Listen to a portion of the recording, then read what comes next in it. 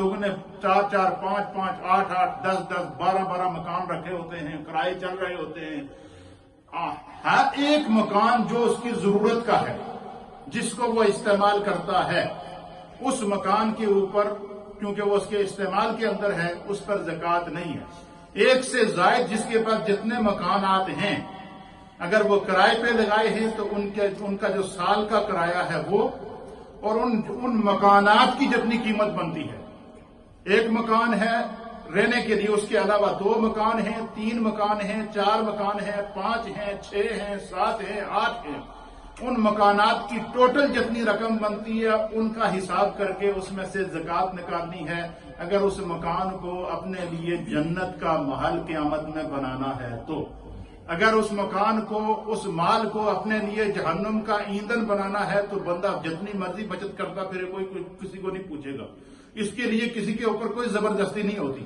لیکن ایمان، تقوی یہ ضروری ہے ہم میں سے ہر ایک کے اوپر. اور پھر کچھ لوگوں نے یہ ہوتا ہے کہ مکان کرائے پہ لیے ہوتے ہیں، کرائے پہ دیے ہوتے ہیں، تو ان کی جو سالانہ آمدن ہے اس کو بھی جمع کر کے آپ اپنے نصاب کے اندر شامل کریں گے. مکان کی جو قیمت ہے وہ بھی اس کے اندر شامل کریں گے.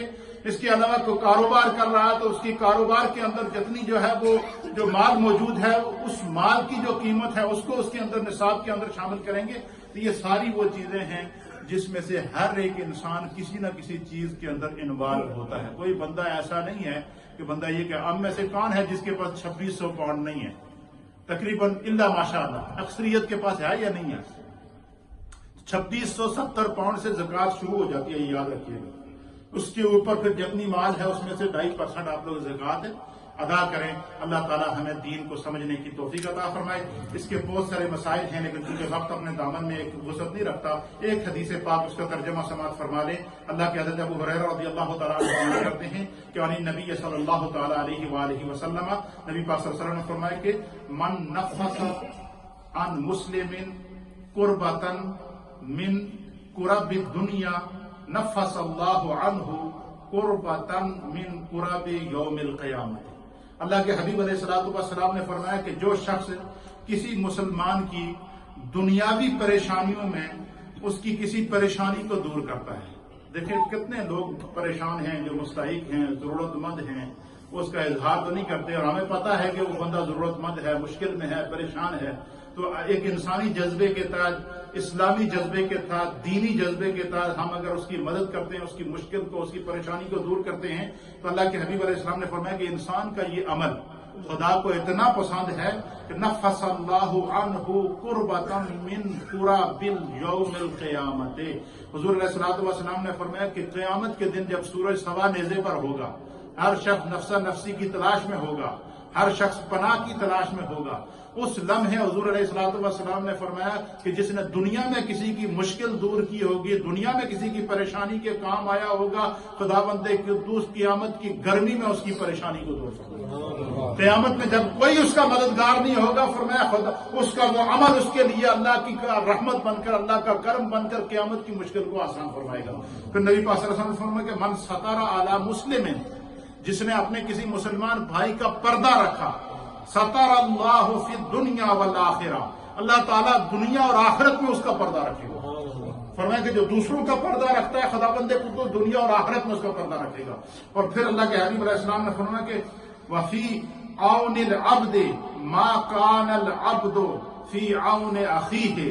اللہ کے حبیب علیہ السلام نے فرمایا کہ جو شخص دنیا میں اپنے کسی ضرورت مند بھائی کی مدد کرتا ہے، کیا کرتا ہے؟ ضرورت مند کی، مستحق کی مدد کرتا ہے، اس کی ضرورت کو پورا کرتا ہے، اس کی مشکل کو حل کرتا ہے.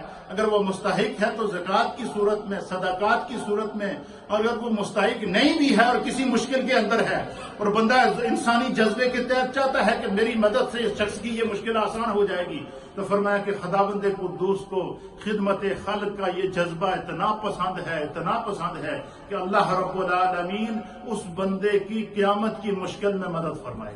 اب مجھے بتائیں کہ اس سے بڑا اعزاز اور کیا ہوگا کہ بندے کی مدد خدا کرے؟ اس سے بڑا اعزاز اور کیا ہوگا کہ ہمارے مال کو اللہ اپنی بارگاہ میں قبول فرمائے؟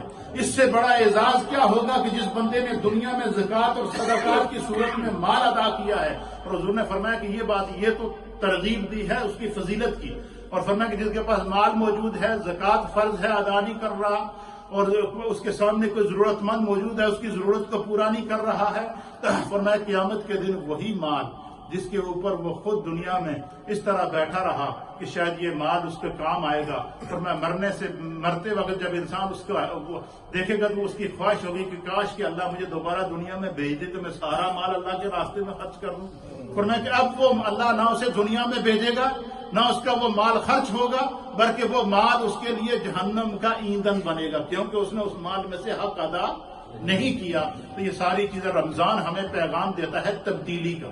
کیا تبدیلی کے ظاہر بھی بدل جائے، باطن بھی بدل جائے، اعمال بھی بدل جائیں، کردار بھی بدل جائیں، اخلاق بھی بدل جائیں، صورت اور سیرت بھی بدل جائے۔ اس لیے میرے دوستوں، میرے بزرگوں، اس رمضان میں اپنے ارد گرد کے ماحول پر نظر رکھتے ہوئے ضرورت مندوں کی ضرورت کو ضرور پورا کریں۔ اللہ تعالی ہمیں دین سمجھنے کی توفیق